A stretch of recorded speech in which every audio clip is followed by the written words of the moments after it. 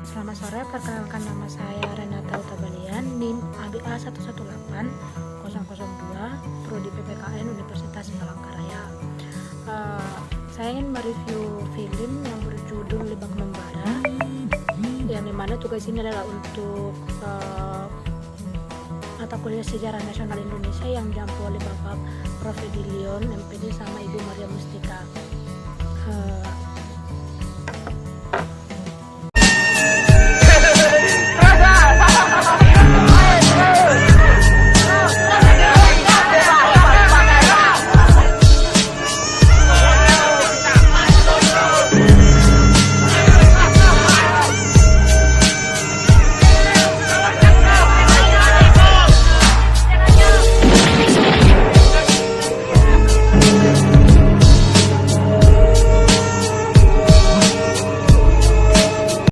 Tadi adalah gambaran sedikit tentang film Lebak Membara.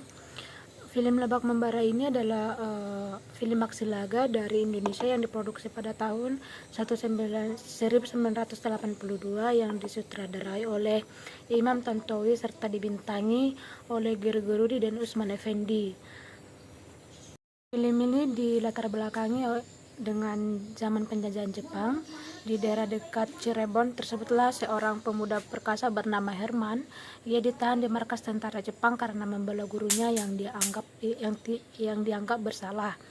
Penahanan Herman tidak berlangsung lama oleh pertimbangan Letnan Izumi dan Kapten Nakamura. Kedua perwira Jepang itu khawatir kalau pemuda-pemuda kawan Herman akan membalas dendam. Tetapi tanpa tahu komandannya, sejumlah serdadu Jepang, Herman terpaksa melakukan perlawanan terhadap serdadu Nippon karena membela guru silatnya, Baba Liem, yang disiksa oleh Nippon. Baba Liem dituduh membantu membiayai pemberontakan yang kian lama sering terjadi. Baba Liem ditembak mati dan Herman diceploskan ke penjara. Tapi kemudian Herman dibebaskan ke dalam rangka politik pendekatan pihak Jepang terhadap rakyat untuk menghindarkan timbulnya pemberontakan baru. Herman pun kembali ke kampungnya. Suatu hari Narmi diperkosa oleh beberapa serdadu Nippon. Kembali Herman menolong dan berhasil membunuh 3 serdadu Nippon. Sejak saat itu Herman buronan dan bergabung dengan pamannya Kiai Fata di Sumber Bening dan membentuk pasukan santri. Narmi sendiri akhirnya diperkosa oleh serdadu Nippon secara beramai-ramai. Bahkan ayahnya juga terbunuh. Ini semua akibat pengkhianatan Kadir, teman Herman, sesame anggota PETA, dan juga sudah lama mendambakan Darmi. Dengan alasan ditolak cintanya oleh Darmi, akhirnya Kadir memberitahukan keberadaan Narmi kepada serdadu Jepang.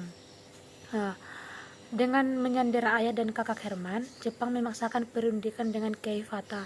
Namun Kiai Fata menolak, bahkan menantang Jepang. Pertempuran pun terjadi. Kiai Fata dan Herman beserta pasukannya dapat mematahkan perlawanan Jepang hanya dengan menggunakan senjata-senjata tradisional. Selanjutnya adalah tentang Hiroshima dan Nagasaki yang dibom atom. Perang dunia telah berakhir. Jepang menyerah tanpa syarat kepada sekutu. Indonesia memproklamirkan kemerdekaannya. Herman dan Kiai Fata menyerbu markas Jepang untuk minta Jepang menyerahkan senjata mereka. Komandan tentara Jepang Nakamura tidak bersedia. Ia hanya setuju menurunkan bendera Hinomura dan mengibarkan sang merah putih dan membebaskan tawanan-tawanan bangsa Indonesia dengan alasan Jepang kalah dengan sekutu, bukan dengan Indonesia. Dalam suatu perkelahian dengan Kadir yang ingin membebaskan Narmi yang kini berada di rumah Nakamura, komandan tentara Jepang itu tewas. Kadir sendiri juga terbunuh oleh samurai Nakamura. Kiai Fata dan Herman dibantu oleh Sujoko, komandan PETA, bersama-sama menyerang lapangan terbang untuk memperoleh senjata yang diserahkan Jepang kepada wakil sekutu sendiri atas tentara Inggris dan Gurkha.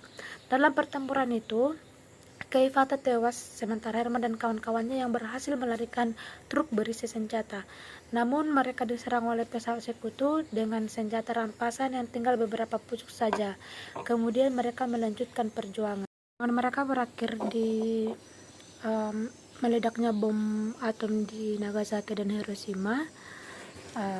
Sejak saat itu Jepang pun menyerah kepada sekutu. Demikian review film Lebak Membara yang dapat saya review dengan latar penjajahan Jepang yang dibintangi oleh Rudi dan teman-teman. Terima kasih.